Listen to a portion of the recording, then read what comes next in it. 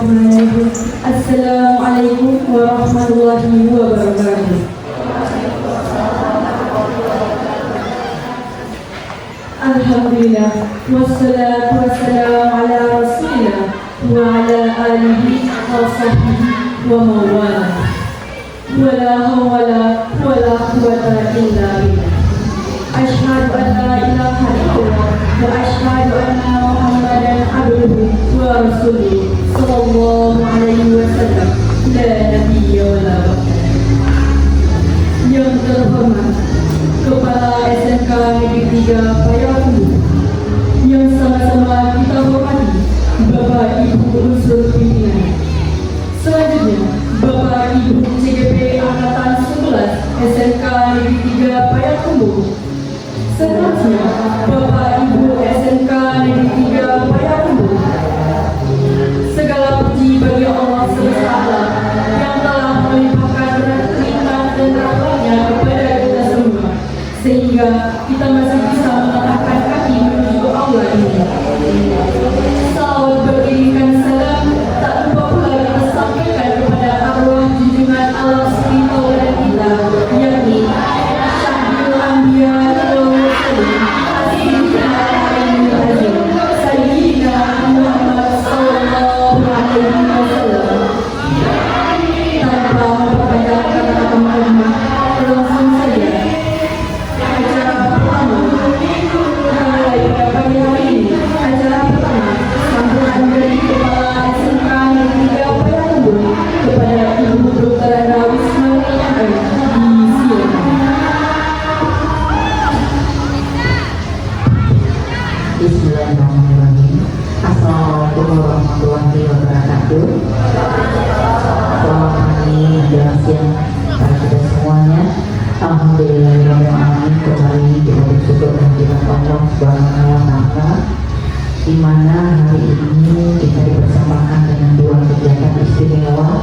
Yang pertama, kita melaksanakan upacara bendera dalam rangka peringatan HUT RI yang ke-79 dalam SMK 3 Payakumbuh, dan yang kedua adalah kegiatan penguatan untuk semua guru penggerak angkatan 10 dan angkatan 11 yang hari ini ada tiga, ya, Bu Eni, Pak Noh, dan Bu Upi, dan kemudian dan dihadiri oleh ibu-ibu guru muda semuanya, ya, guru-gurunya, Insya Allah, ya.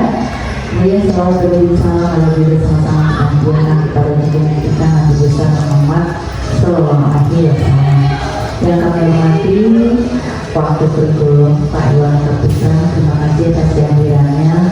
Kemudian yang kami hormati dan kami banggakan adalah para pengikut penjara yang hadir hari ini, yang beserta dibawa dari SMK Negeri 3 Payakumbuh, dan ini Ibu Fitria Haryati, kemudian Pak Nori Rizky dan Ibu Eni Wanti Usman yang sedang berproses untuk menjadi guru penggerak selanjutnya di SMK 3 Payakumbuh. Kemudian ada para ibu yang hadir, teman-teman teman-teman guru muda ini yang hadir sebagai audiensnya. Insya Allah kita jalani kegiatan ini dalam rangka support untuk kegiatan kawan guru penggerak, karena prosesnya itu berjalan lebih kurang 6 bulan, dan ini adalah dalam rangka proses untuk guru penggerak, di mana katanya ada tema untuk budaya positif di sekolah. Baik, kepada hadirin yang hadir, kegiatan ini tentunya menjadi sebuah pembelajaran bagi kita semua bahwasanya semua itu berproses. Jadi tidak ada yang mudah kalau kita mau mendapatkan yang lebih baik. Semuanya itu diawali dengan perjuangan, termasuk juga dalam rangka kita memperingati hari kemerdekaan kita pada hari ini. Betapa bangga dan bahagianya kita bisa hadir bersama-sama, walaupun itu di SMK 3 Payakumbuh menjadi salah satu bagian, dan secara nasional di mana-mana hari ini pemerintah Republik Indonesia menyelenggarakan, baik itu di Istana Negara yang hari ini dilaksanakan di IKN, ya, di Istana Negara, Republik Indonesia yang berpusat di Kalimantan. Tepatnya apa Pak Wakil? Daerahnya ada yang tahu? Kalimantan Tengah. Ya, jadi IKN itu kepanjangan dari ibu kota negara yang berada di Kalimantan Tengah. Dan hari ini para pejabat negara berada di situ untuk menyelenggarakan Hari Kemerdekaan Republik Indonesia. Dan kita hari ini masuk di kegiatan kedua, yaitu untuk mensupport kegiatan guru penggerak yang nantinya tentu ini lebih kepada panel bagaimana mengikuti satu-satu ya. Jadi satu-satu, jadi nanti audiens boleh bertanya ya, boleh memberikan komentar atau bagaimana ya. Kita tunggu nanti dari para pematerinya yang hari ini ada bertiga, itu nantinya kita bersama-sama mendapatkan satu pencerahan atau satu pemahaman dalam pembelajaran. Bahwasanya guru penggerak itu adalah program pemerintah melalui Kemendikbudristek Republik Indonesia yang mungkin melalui pidatonya tadi yang dibacakan, yang kami bacakan salah satu inti di situ ada guru penggerak. Jadi guru penggerak itu adalah pemimpin pembelajaran di kelas, ya, pemimpin pembelajaran di kelas, pemimpin di sekolah, dan bahkan bisa menjadi kepala sekolah, bisa menjadi pengawas sekolah. Jadi guru penggerak itu bukan semata-mata belajar terus kita mendapatkan sertifikat dan kemudian lalu kita menjadi guru, tapi ada pengembangan karir, pengembangan kompetensi diri di dalam guru itu, bahwa guru itu satu profesi yang memang profesi istimewa. Profesi istimewa kenapa? Karena guru itu adalah orang yang diduduk dan ditiru, di mana guru harus menguasai 4 kompetensi. Salah satu di antaranya adalah kompetensi kepribadian. Artinya untuk menjadi guru tentunya harus memiliki kepribadian yang tertekun. Ketika nanti guru mengatakan karakter kepada peserta didik, tentunya guru terlebih dahulu sudah menguasai, sudah memiliki dan mengimplementasikannya di dalam pembelajaran. Jadi salah satu kompetensinya adalah kepribadian. Jadi kepada guru penggerak yang hari ini berproses, tentu itu harus kita kuasai. Seperti apa kepribadian guru yang secara idealnya ketika kita berhadapan di sekolah dengan siapa, dengan semua sumber daya manusia yang ada, baik di peserta didik, baik di teman-teman guru, baik dengan yang lain, sepertinya mungkin ada tenaga kependidikan juga di sekolah. Jadi bukan hanya dengan satu sumber daya manusia, tapi dengan banyak jenis dan tingkatannya yang ada di sekolah. Terkecil kita misalkan pendidikan diasalkan menjadi 3 Payakumbuh. Nah, kepribadian yang bagaimana? Jadi kepribadian yang bisa diduduk dan ditiru, karena katanya guru itu orang yang diduduk dan ditiru. Nah, kemudian lagi tentunya di dalam hal menjadi guru penggerak ada di situ namanya kompetensi profesional. Kompetensi profesional tentu bagaimana guru menjadi orang yang profesional di bidangnya, tentu pengetahuannya dan caranya harus terus berkembang, harus terus belajar. Meningkatkan kompetensi profesional itu juga berproses. Bagaimana kita sepanjang waktu terus belajar, sebagaimana kita mengharapkan kepada peserta didik kita bahwasanya menjadi pelajar Pancasila. Menjadi pelajar Pancasila adalah menjadi pelajar sepanjang hayat, termasuk juga guru. Guru sebagai guru penggerak ketika dia harus berproses itu bisa kita kategorikan adalah belajar sepanjang hayat. Untuk apa? Untuk meningkatkan kompetensi profesionalnya.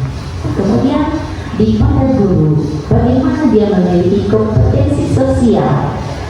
Karena guru itu adalah bagian dari makhluk sosial. Dia harus memiliki kompetensi sosial. Nah, bagaimana seorang guru harus juga meningkatkan kompetensi sosial itu? Dan ketika kita berkata berhadapan pada situasi tertentu, tidak banyak orang yang bisa menyikapi. Dan siapa yang bisa menyikapi? Tentu bagi guru yang dia sudah teruji kompetensi sosialnya. Jadi dihadapkan pada situasi apapun, kita sudah siap dengan situasi itu.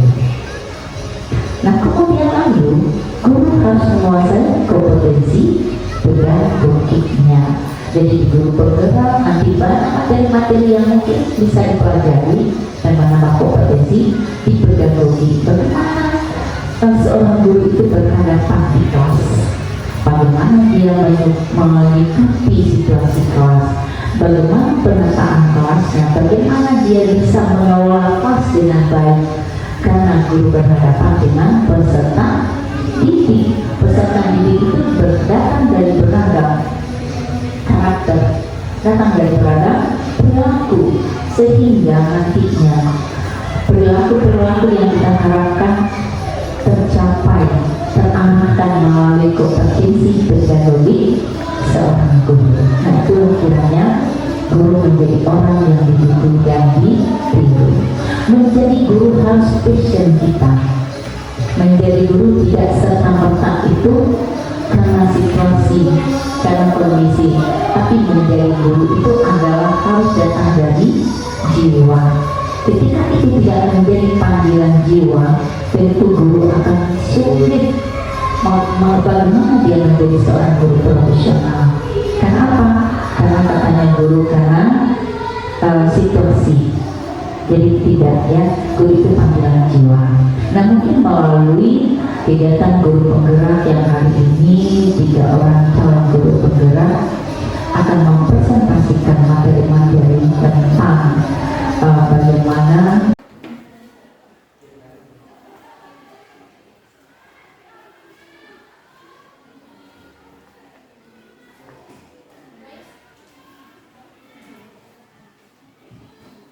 Bismillahirrahmanirrahim. Assalamualaikum warahmatullahi wabarakatuh. Baiklah, acara selanjutnya pemaparan materi budaya positif oleh Ibu Fitria Haryati. Kepada Ibu Fitria Haryati disilakan.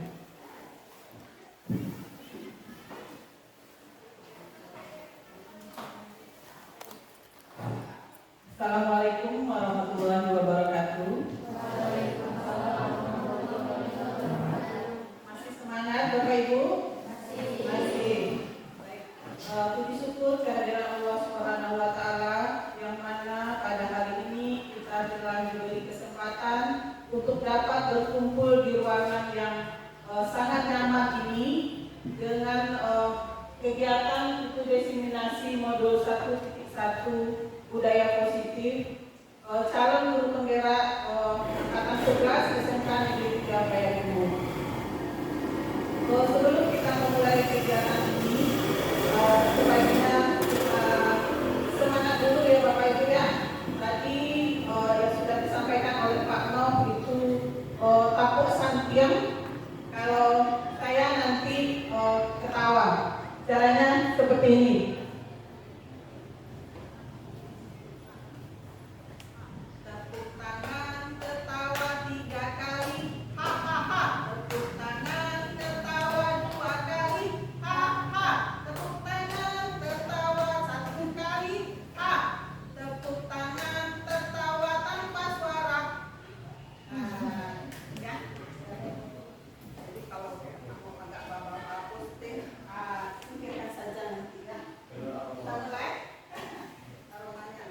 Baik, kita mulai ya, Bapak Ibu.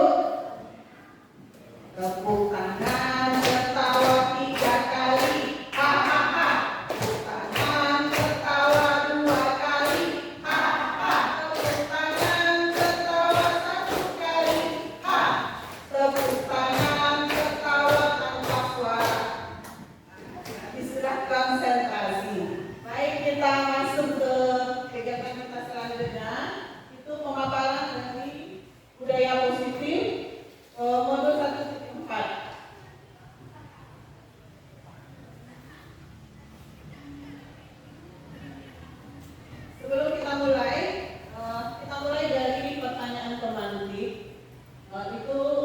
setuju atau tidak setuju? Bapak Ibu boleh tolong dibagikan.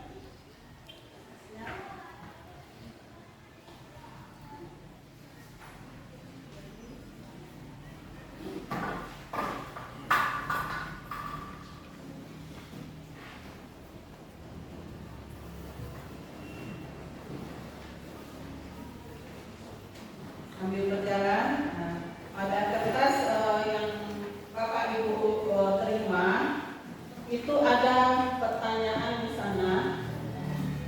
Jawabannya ada dua, setuju atau tidak setuju. Ya. Yang pertama, hukuman dapat mendisiplinkan anak. Kita setuju? Setuju. Yang kedua, pemberian hukuman dengan hal positif seperti membaca atau membersihkan halaman sekolah dapat meningkatkan disiplin anak. Kemudian yang ketiga, memberi penghargaan dapat meningkatkan motivasi belajar anak.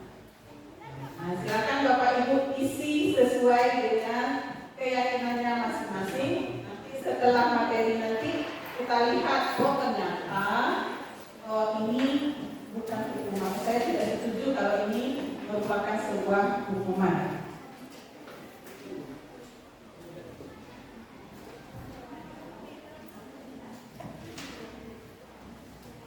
Di modul 1.4 kita ada membahas 7 materi.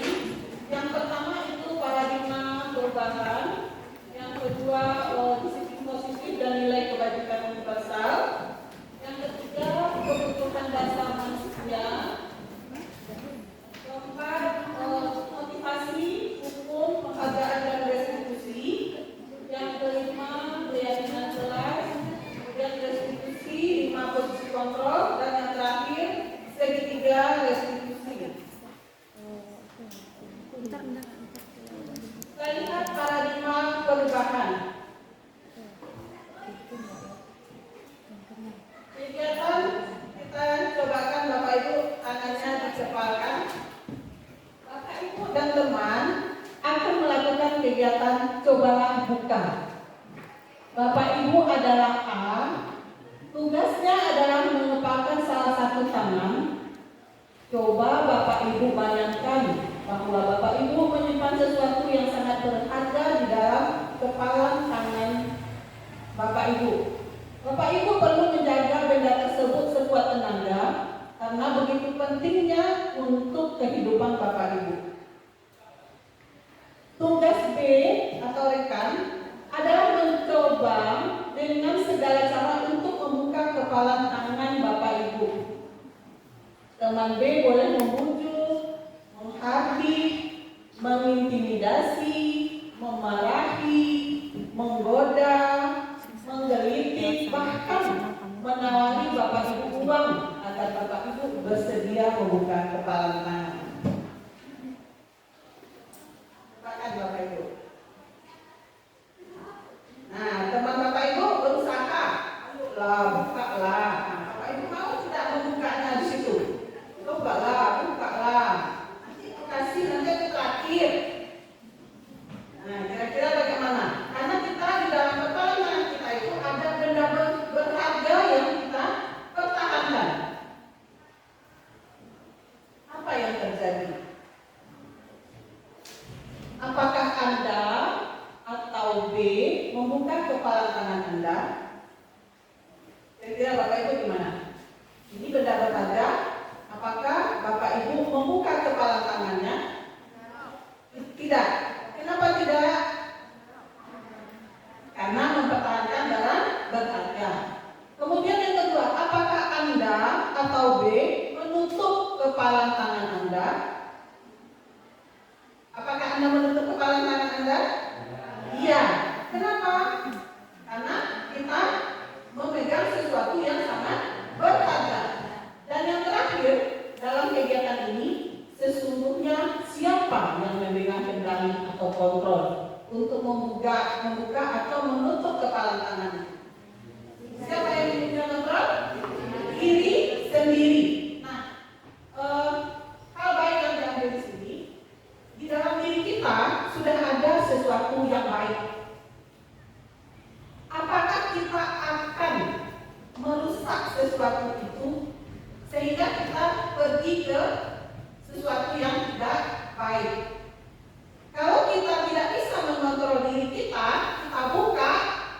berarti kita sudah masuk ke pengaruh yang tidak baik. Nah, semua itu yang mengontrol adalah diri kita. Begitu juga kita dalam hal mengajar sebagai pendidik. Kita ingin siswa kita seperti ini. Kita sudah ada hal yang rasanya menurut diri kita sudah ada nilai positif yang ada pada diri kita. Ternyata teman yang lain, wah, gak usah lah. Mana awak begini itu anak. Tadi yang nyaman saja lah. Tak kasih tiang dia nak tu dia awak seorang dulu. Itu tuh kembali pada diri kita. Apakah kita mau dipengaruhi oleh hal tersebut atau tidak? Semua kontrol itu ada pada diri kita.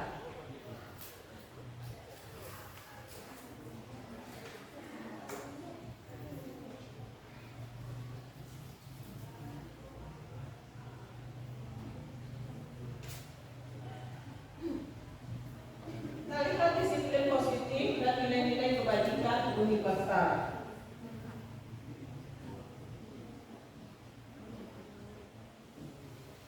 Penghargaan maupun hukuman adalah cara mengontrol perilaku seseorang yang menghancurkan potensi untuk pembelajaran yang sesungguhnya. Ya, penghargaan menghukum. Yang pertama, memberikan penghargaan dan hukuman adalah hal yang sama karena keduanya mencoba mengendalikan perilaku seseorang.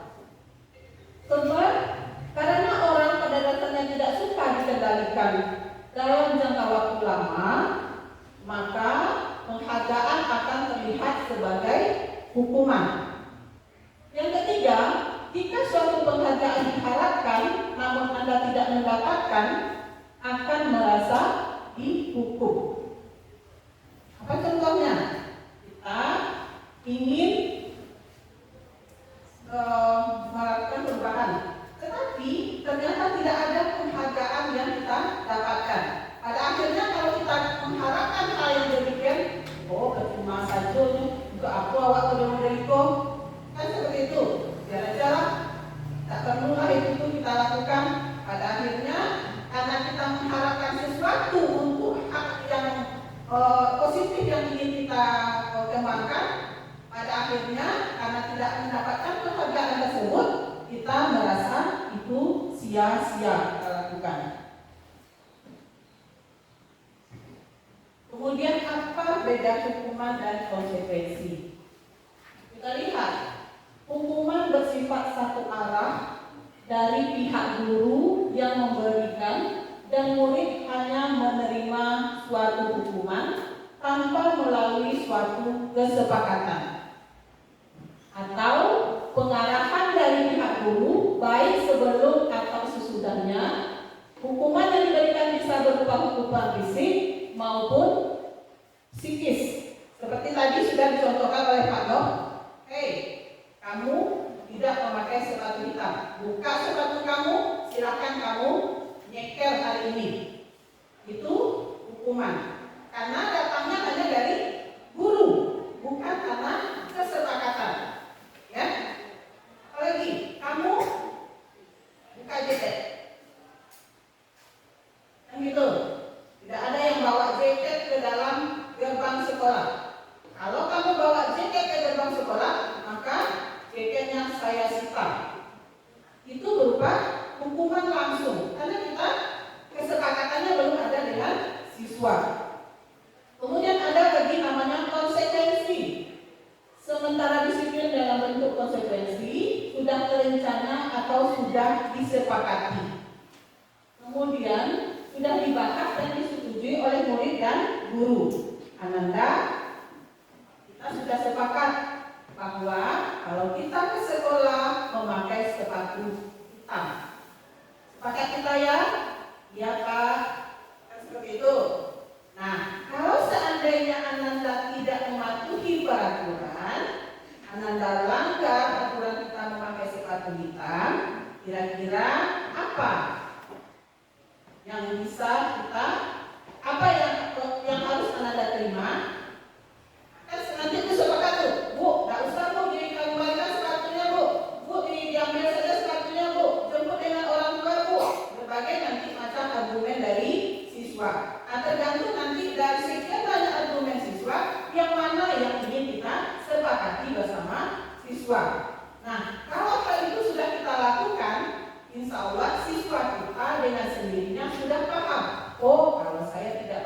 sepatu hitam, berarti nanti siap-siap sepatu itu dijemput dengan orang tua.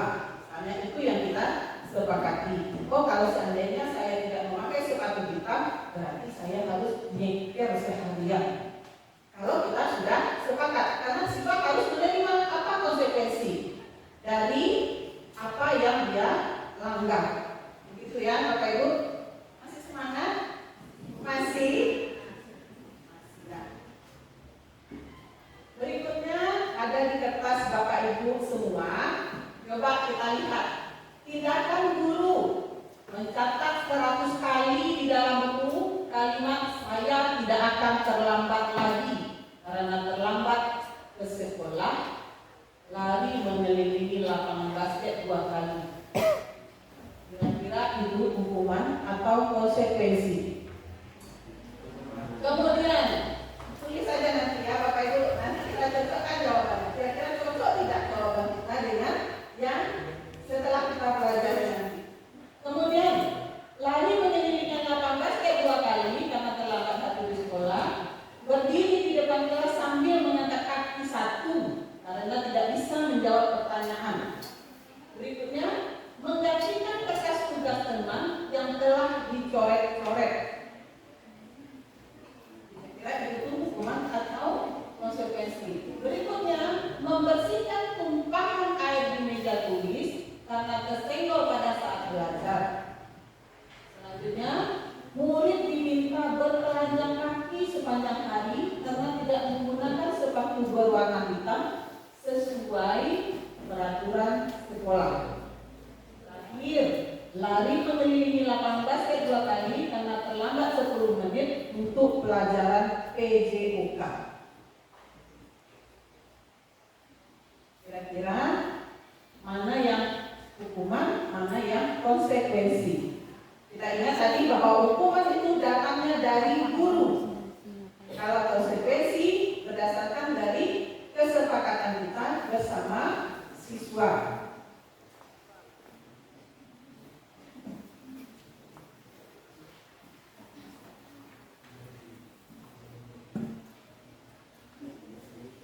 Sudah, Bapak Ibu? Sudah? Kita lihat. Nah, ternyata ketika anak disuruh mencatat 100 kali di dalam buku kalimat saya tidak akan terlambat lagi karena terlambat ke sekolah, lari mengelilingi lapangan basket 2 kali. Ada yang hukuman, ada yang konsekuensi. Kenapa itu terakhir itu merupakan konsekuensi? Lari mengelilingi lapangan basket 2 kali karena terlambat 10 menit untuk pelajaran PJOK. Nah, ya, karena sudah ada perjanjian. Karena PJOK lari itu merupakan salah satu mata pelajaran di PJOK juga kan. Nah, seperti itu kita melihatnya. Kan dia kalau sudah hukuman berarti langsung siswa itu kita just apa yang diterima oleh siswa ketika dia melakukan kesalahan. Sampai di sini paham Bapak Ibu? Paham ya? Kemudian kita lihat di sini identitas gagal atau hukuman, kemudian identitas sukses atau disiplin. Kita lihat identitas gagal, sesuatu yang menyakitkan harus terjadi. Kemudian identitas suksesnya atau konsekuensinya sesuatu harus terjadi. Kemudian restitusi merupakan pilihan. Berikut tidak nyaman untuk murid atau anak untuk jangka waktu panjang. Kalau hukuman akan membuat murid tidak nyaman untuk jangka waktu yang panjang. Tapi kalau konsekuensi tidak nyaman untuk murid untuk jangka waktu yang pendek. Kemudian restitusinya menguatkan untuk murid atau anak dalam jangka waktu panjang. Nanti kita lihat bagaimana bentuk penyelesaiannya. Kemudian korban mendapatkan keadilan. Konsekuensinya korban bisa diabaikan. Kemudian restitusinya korban mendapatkan ganti. Berikutnya, perubahan pasif agresif meningkat. Perilaku pasif agresif meningkat. Konsekuensinya, penguatan hanya bertahan dalam jangka waktu pendek. Kemudian masalah terpecahkan untuk identitas sukses. Kemudian yang berikutnya, sistem tidak akan berjalan bila murid tidak takut. Itu disiplin. Contohnya, kalau siswa tidak patuh, akhirnya butuh berang-berang kalau di dalam kelas akhirnya identitasnya tidak keyakinan. Contoh, kalau tidak boleh makan di dalam kelas, berarti kalimat positifnya apa? Kira-kira?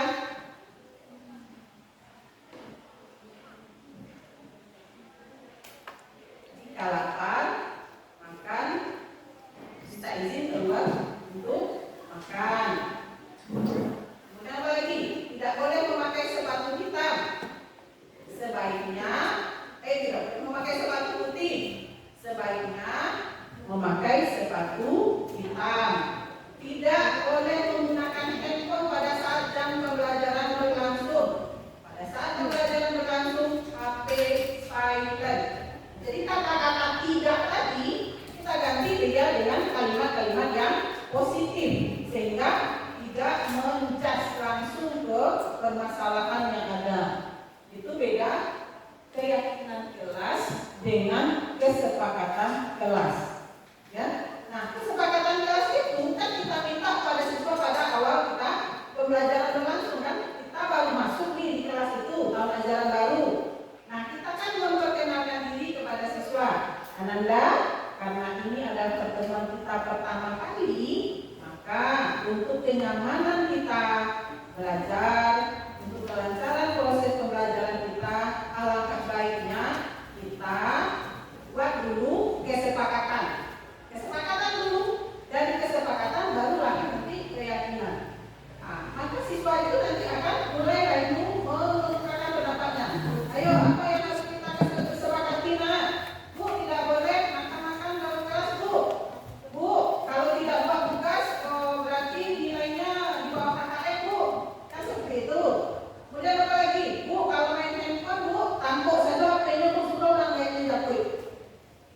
Itu contoh kesepakatan kelas kita dengan siswa. Nah, kesepakatan kelas, akhirnya keyakinan kelas dengan menggunakan kalimat-kalimat positif tadi.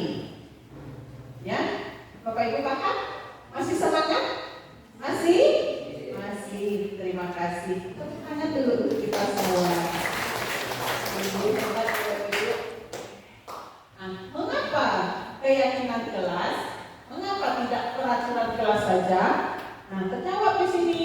Mengapa kita memiliki peraturan tentang penggunaan helm pada saat mengendarai kendaraan roda 2? Mengapa?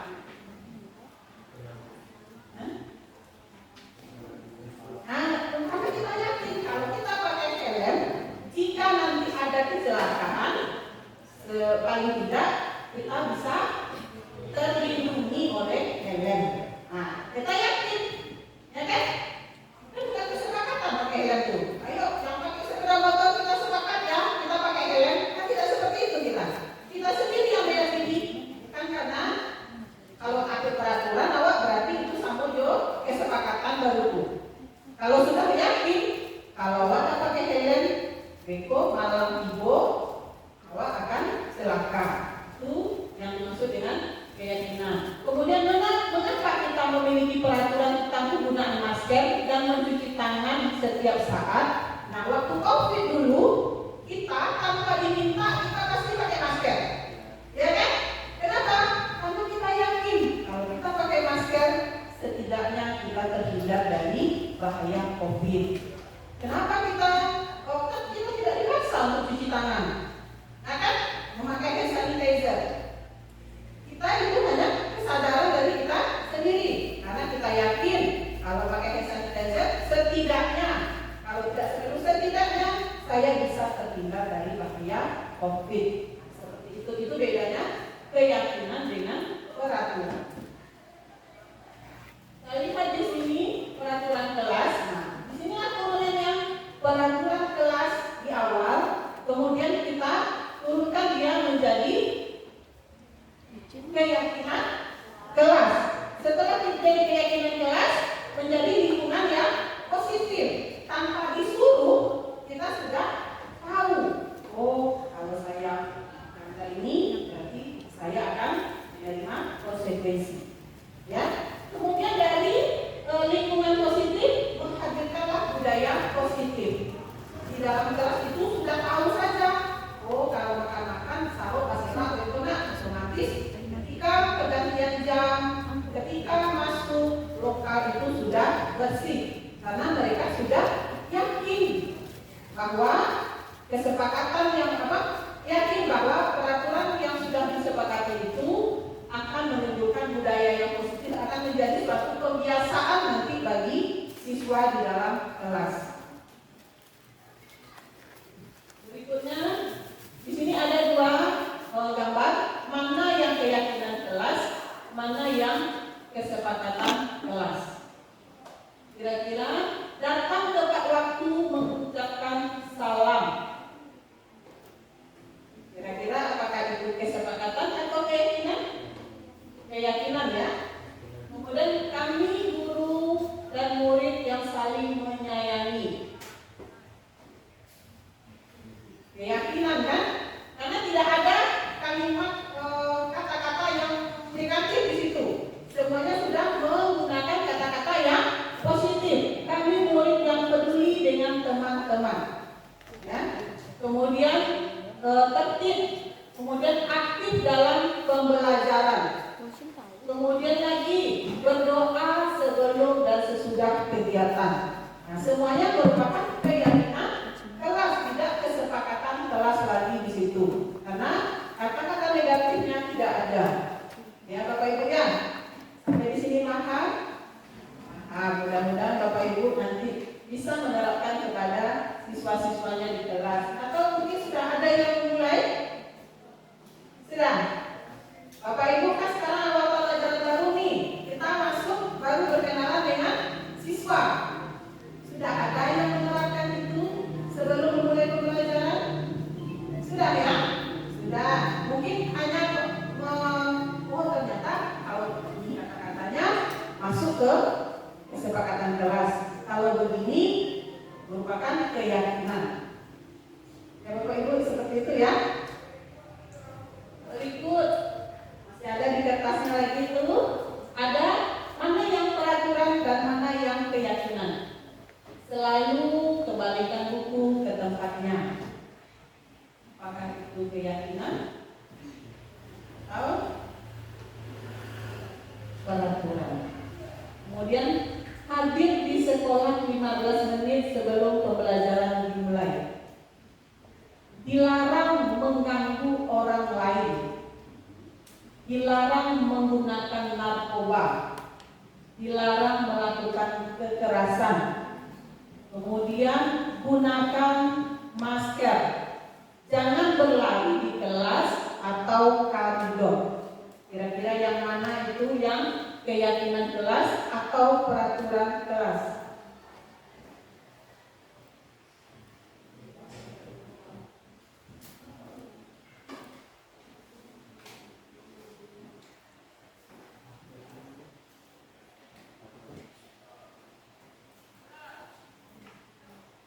Ya, Bapak Ibu, kita cocokkan jawaban Bapak Ibu ya.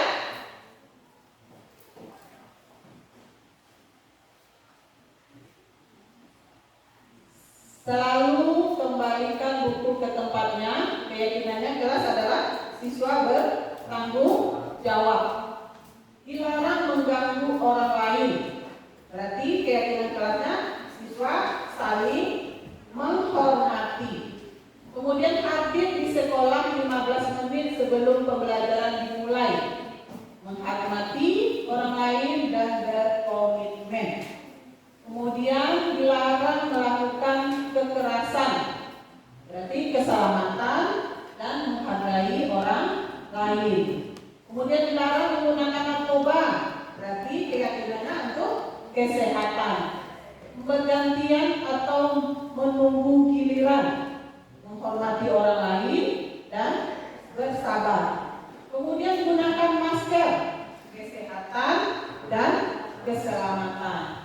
Kemudian jangan berlari di kelas atau koridor.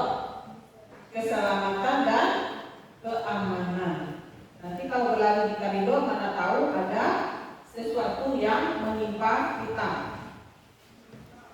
Sampai di sini paham Bapak Ibu? Nah, kemudian kita lihat praktek keyakinan kelas itu seperti apa.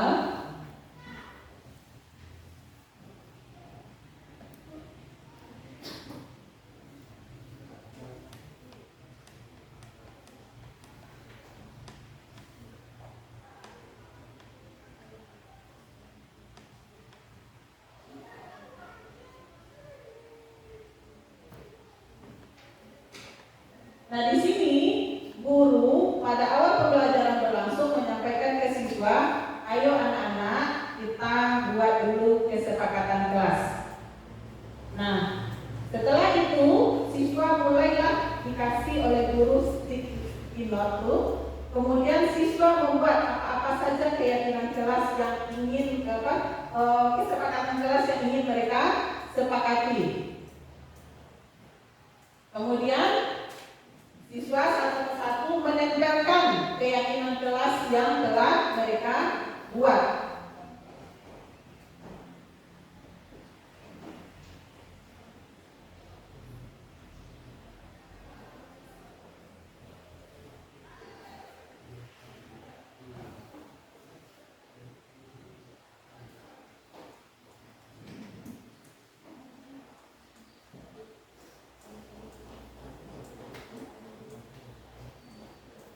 Setelah semua siswa maju ke depan, berarti kalau satu kelas kita ada 32, berarti ada sticky note yang beredar 32, yang di sana isinya adalah kesepakatan kelas.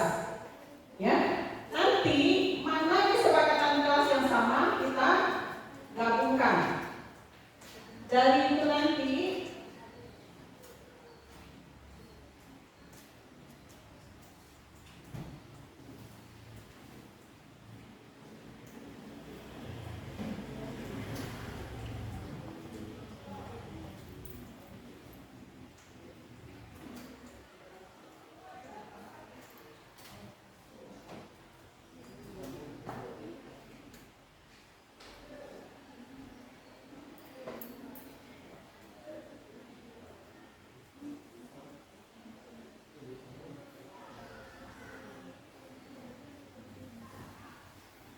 sudah di sini guru setelah semua siswa menampilkan stikernya di depan, maka direkaplah satu persatu kesepakatan kelas tadi, mana yang sama dijadikan satu sehingga menjadi sebuah kesimpulan yang akan kita turunkan dia menjadi keyakinan kelas.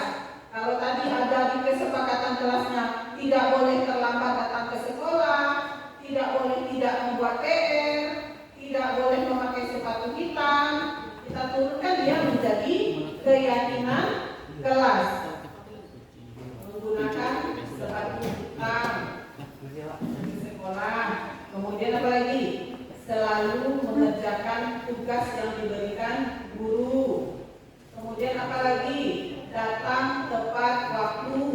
Jadi dari kalimat negatif yang ada tadi, yang tidak tadi itu menjadi dia satu kalimat positif, dan itu akan menjadi keyakinan siswa nanti di dalam kelasnya masing-masing.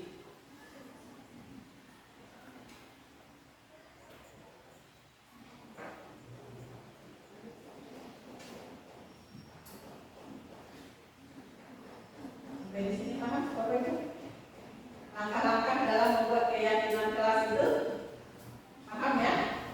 Diturunkan dari kesepakatan, kemudian menjadi kalimat-kalimat positif, dan menjadi satu keyakinan kelas, lingkungan yang positif.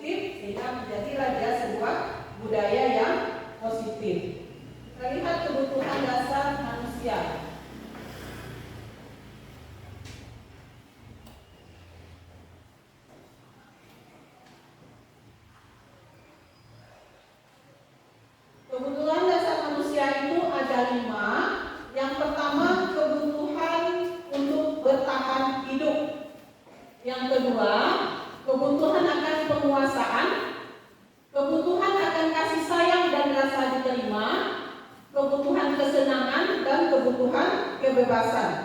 Seperti yang sudah disampaikan Pak Menteri tadi, kebutuhan kita yang menjadi guru berarti kita kan bekerja.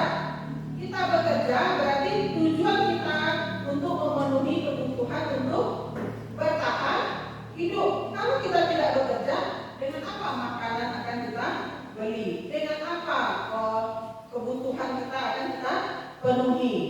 Kemudian kebutuhan akan penguasaan. Kebutuhan akan penguasaan ini, bagaimana kita bisa menjadikan diri kita tauladan bagi orang lain, orang meniru kita, mengambil apa-apa yang baik yang ada pada diri kita. Kemudian kebutuhan kasih sayang dan rasa diterima. Nah, dalam lingkungan sekolah terutama, pasti kita ingin keberadaan kita diterima oleh orang lain. Ya, kalau seandainya itu tidak dapat kita dapatkan, pasti ada rasa sedih yang ada di dalam hati. Apa yang salah dengan diri saya? Kenapa setiap saya berada di sini, saya tidak diterima orang? Salah satu kebutuhan manusia adalah kebutuhan kasih sayang dan rasa diterima. Kemudian kebutuhan akan kesenangan. Kebutuhan akan kesenangan itu apa? Kita melakukan apa yang kita sukai. Kalau ada orang melarang, kita merasa diri kita itu tertekan. Awak lucu, awak main game pembuang. Ketika dilarang oleh guru, maka rasa senangnya itu akan berubah menjadi rasa dongkol karena dilarang. Sedang asik pemain ke sana, bahagia kita kan? Tiba-tiba datang orang melarang, maka dalam hati kita ada rasa tidak senang. Kemudian kebutuhan kebebasan. Kita ingin apa yang kita inginkan kita dapatkan. Kita mau pergi kemana kita bisa melakukan. Tidak ada orang yang melarang. Itu merupakan salah satu kebutuhan dari manusia. Coba kita, misalnya siswa, dia sudah ada namanya siswa SMK kan sudah puber itu.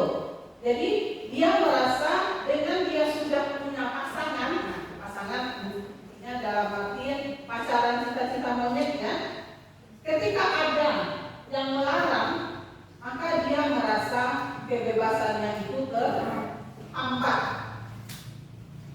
Orang sedang bercerita tagahan, dia merasa dirinya terkekang oleh itu. Nah, ada 5 itulah kebutuhan dasar dari manusia yang setiap manusia pasti memiliki itu. Salah satu tidak ada, berarti ada yang salah pada diri orang tersebut.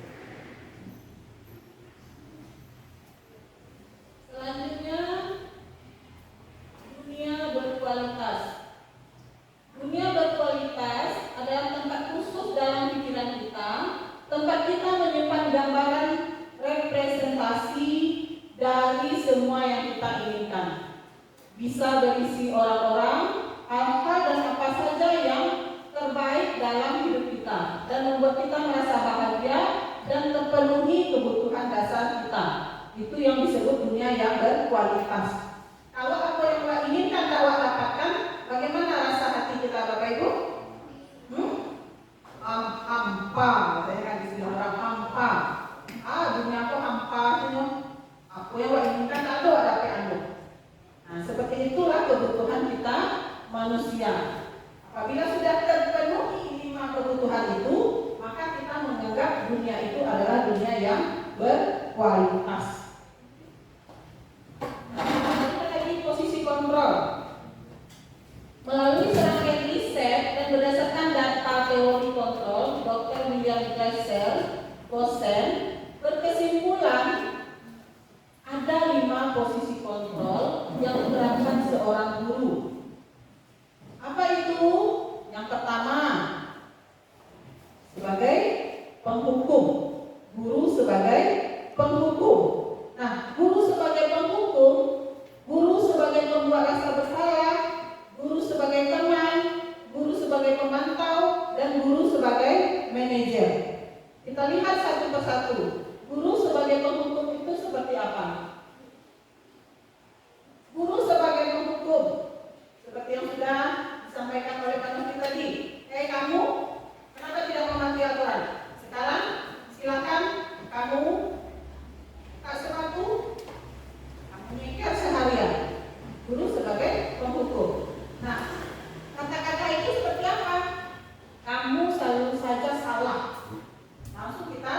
menjudge siswa kita itu ketika dia melakukan kesalahan. Kemudian kata-katanya lagi apa? Selalu, pasti selalu, yang terakhir selesai. Jika siswa kita membuat tugas, dia karena keterlambatan siswa kita tuh ada yang cepat, ada yang lambat, ya kan? Nah kita bilang ini selalu saja, pasti kamu yang selalu yang terlambat. Berarti siswa itu merasa dirinya terhukum. Yang bakuannya guru saja, yang siswa tidak. Itu posisi guru sebagai penghukum. Kemudian guru di posisi teman, menggunakan hubungan baik dan humor untuk mengarah seseorang, menggunakan hubungan baik dan humor untuk mempengaruhi seseorang, dan mereka akan berkata begini, ayo bantulah, masa kamu tidak sayang sama ibu? Kalau kamu tidak patuh, kamu berkeliaran, nanti ibu kena marah sama bapak kepala sekolah. Nah, mengajak, kalau kita di posisi kontrol sebagai teman, ayolah kerjakanlah tugas, tidak kasihan kamu sama ibu. Nanti kalau nilai kamu merah semua, nanti ibu yang dibilang tidak pandai mengajar. Kemudian apa lagi? Mengajak, ayolah nak, disiplinlah. Kita kan sudah sepakat. Masa iya setiap hari ibu lihat kamu memakai sepatu warna putih terus? Kita mengajak siswa. Berarti posisi kontrol kita sebagai guru adalah sebagai teman bagi siswa kita.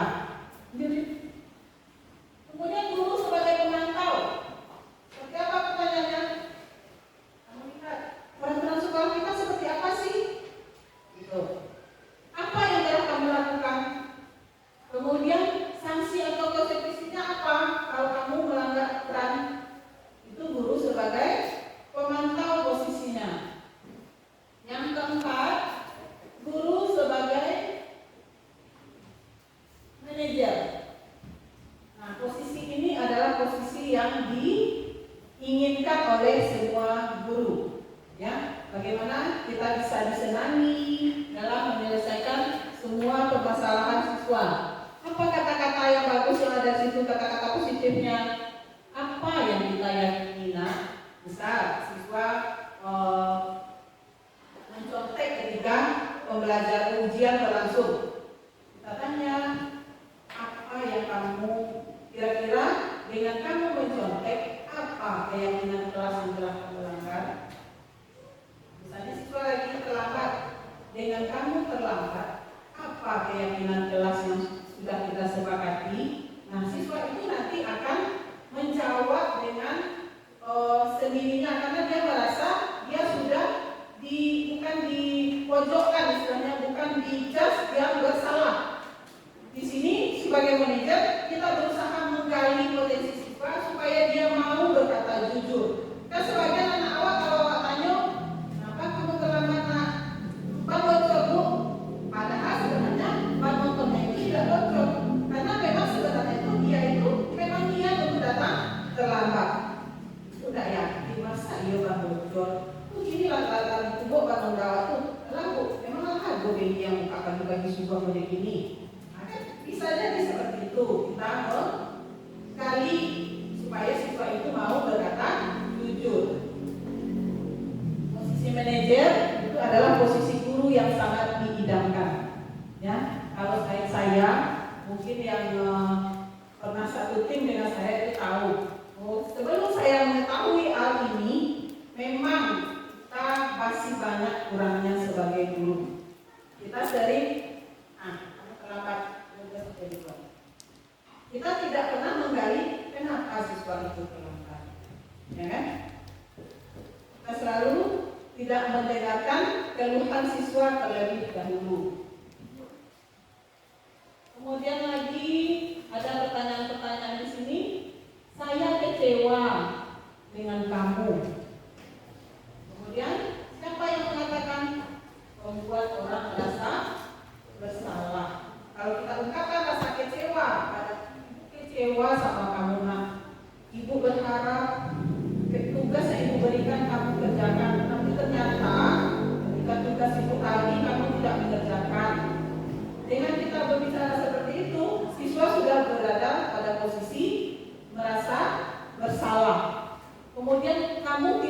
yang benar melakukannya. Berarti kita langsung menghukumnya tanpa kita tahu apa penyebabnya siswa tersebut demikian. Kemudian apa lagi? Ayolah lakukan demi ibu atau demi bapak sebagai manajer. Nah, kita lihat tadi segitiga restitusi. Segitiga restitusi ada 3 bagian di situ. Yang pertama, validasi tindakan yang salah. Yang kedua,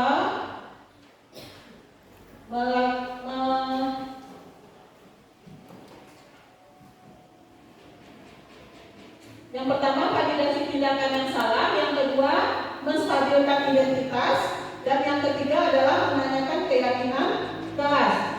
Contoh untuk validasi tindakan yang salah, adakah cara yang lebih efektif untuk mendapatkan apa yang kamu lakukan? Kita kan siswa misalnya dia di posisi salah nih, supaya dia tidak merasa dia di posisi salah, kita stabilkan dulu dirinya. Kira-kira apa? Kira-kira kenapa kamu melakukan hal ini? Nanti dia akan menjawab itu. Ya Bu, saya melakukan ini karena ini. Contoh tadi siswa yang mencontek. Kenapa kamu mencontek? Ya Bu, kalau dia tidak mencontek Bu, nanti nilai saya rendah. Saya tidak mau mendapatkan nilai yang jelek. Nah, setelah kita lakukan validasi tindakan, kita menstabilkan identitas. Seandainya kamu apa kira-kira hal yang bisa membantu kamu supaya kamu tidak mencontek lagi. Nah, seperti itu.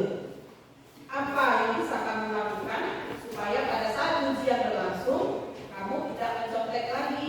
Maka siswa akan menjawab, ya Bu, saya akan belajar dengan rajin, saya akan menghafal, saya akan memperhatikan guru pada saat pembelajaran berlangsung. Nah, seperti itu kita jawaban siswa ketika kita menstabilkan identitas. Dan terakhir, menanyakan keyakinan kelas. Kira-kira dengan kamu mencontek tadi, keyakinan kelas apa yang telah kamu langgar? Nah, siswa nanti akan menjawab, ya Bu, saya tidak bertanggung jawab, saya tidak disiplin Bu. Coba kalau saya disiplin, pasti saya bisa menjawab pertanyaan pada saat ujian berlangsung. Seperti itu kita dalam menyelesaikan masalah siswa. Tapi terkadang, kadang-kadang kan kita lupa dengan kontrol kita ya Bapak Ibu ya. Kita langsung menjadi sebagai penghukum. Kamu mencontek, silakan keluarkan kertas satu lagi, kamu ulang lagi bikin jawabannya. Kan kadang kita seperti itu. Nah, mudah-mudahan setelah kita tahu cara yang ini, terutama Bapak Ibu yang baru masuk pertemuan, mencobakan hal demikian pada siswanya nanti. Kemudian contoh ini kasus siswa kelas 10 perhotelan bernama Rafael yang sering keluar masuk kelas pada saat pembelajaran berlangsung. Kemudian guru memanggil Rafael dan melakukan segitiga restitusi terhadap kasus Rafael.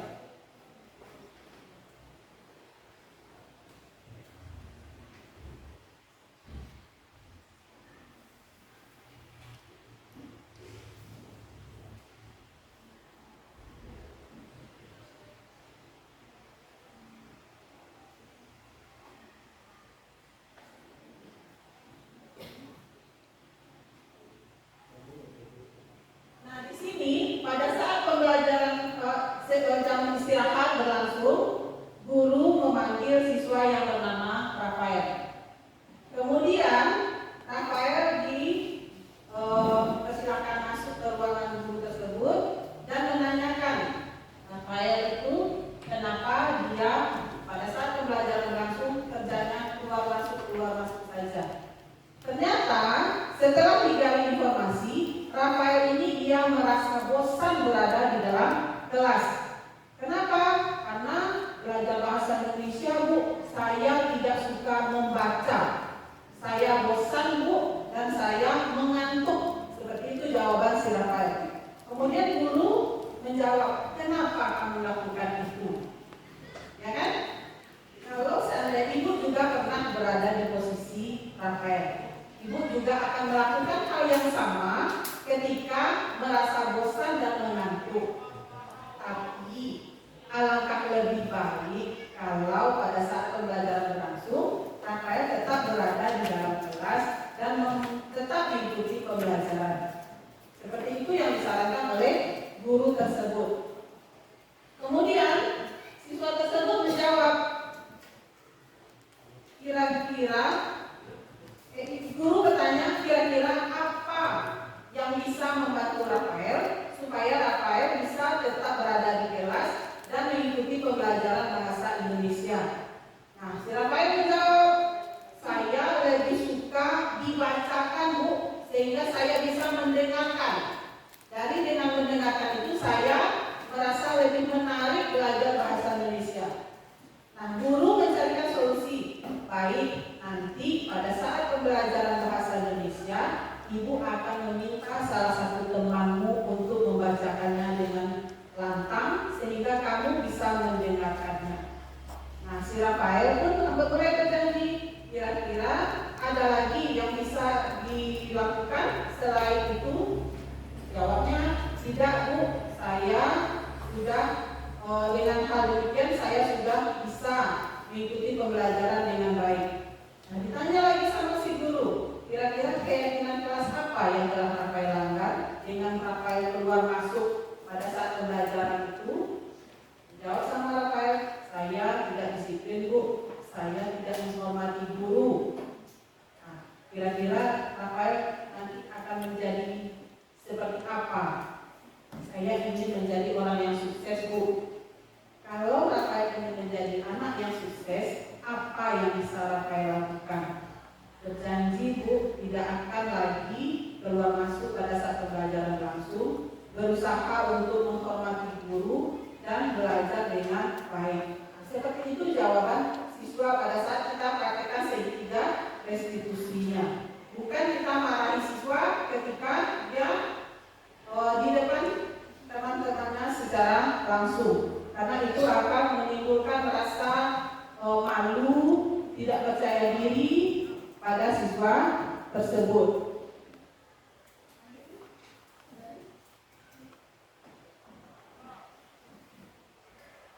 Nah, kasus yang kedua itu terjadi pada siswa yang bernama Siva.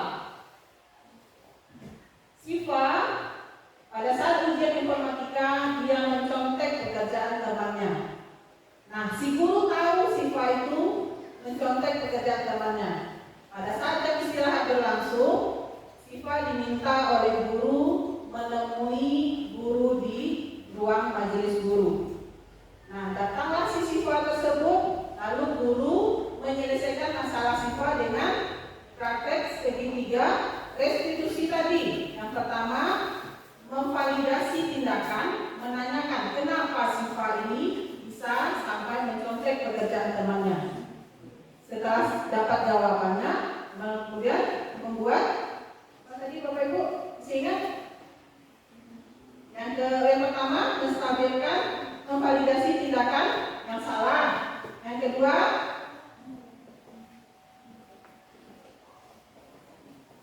masih ingat?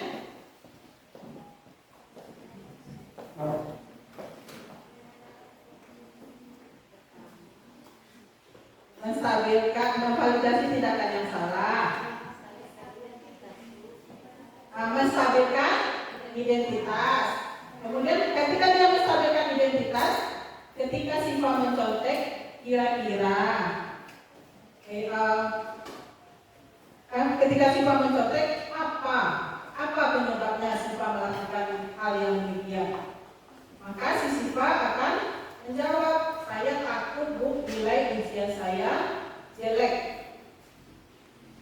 Lalu guru bertanya lagi, kalau mencontek bisa membuat kita tidak baik, kira-kira apa yang bisa Siva lakukan supaya Siva tidak mencontek lagi pada saat ujian dilaksanakan? Nah, Siva kembali menjawab, Siva akan belajar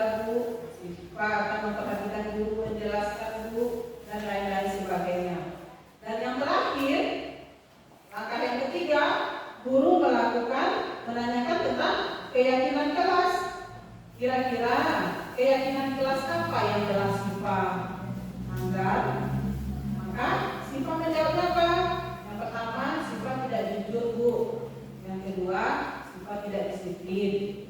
Nah, baik, untuk berikutnya jangan Siva ulangi lagi hal demikiannya. Siva nanti mau menjadi anak yang seperti apa? Kan kita tanyakan itu lagi sama siswa. Saya ingin menjadi anak yang sukses, Bu, berhasil. Ibu yakin Siva bisa melakukan hal yang demikian. Semoga kedepannya Siva tidak melakukan kesalahan lagi dengan mencontek ketika ujian berlangsung. Seperti itu kita menerapkan segitiga restitusi dalam menyelesaikan masalah siswa. Terima kasih. Sampai di sini. Apakah ada yang ingin Bapak Ibu tanyakan? Nah, silakan Bu.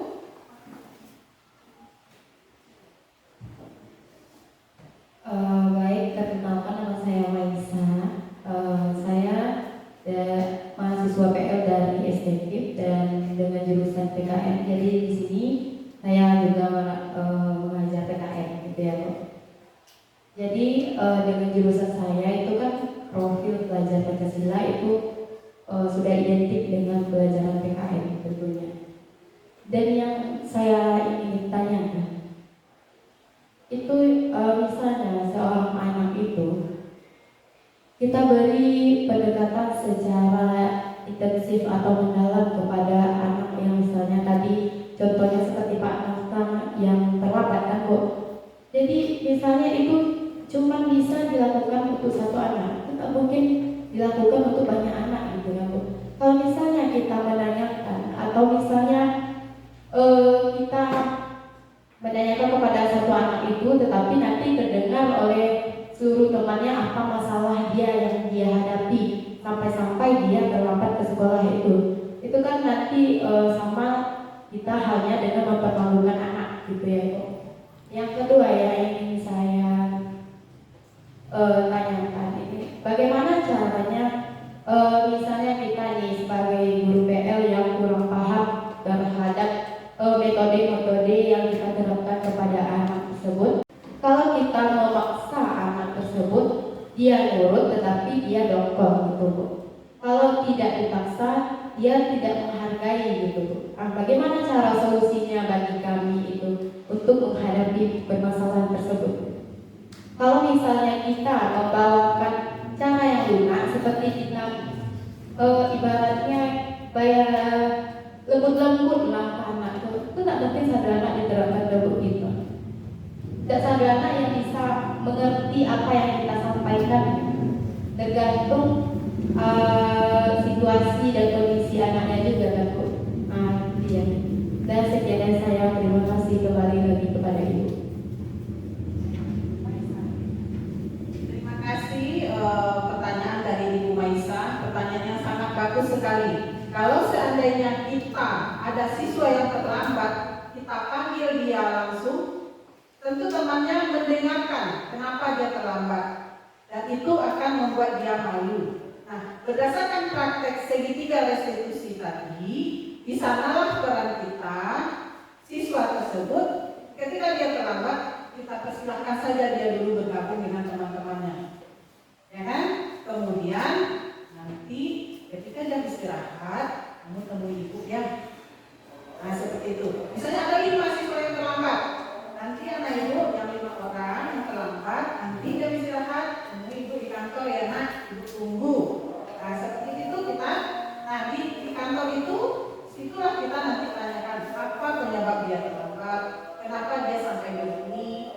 Kemudian disitulah kita berperan sebagai teman dia, kita tanya kenapa nak, kok bisa seperti ini, bisa nggak nak berjanji untuk yang akan datang kamu tidak lagi terlambat ya, jangan sama ibu saja, dengan guru lain juga kamu lakukan hal yang sama. Setelah kita gali informasi dari si anak apa penyebab dia seperti itu, mulailah kita di situ memulai posisi kita sebagai manajer, kita nasihati, kita kasih motivasi,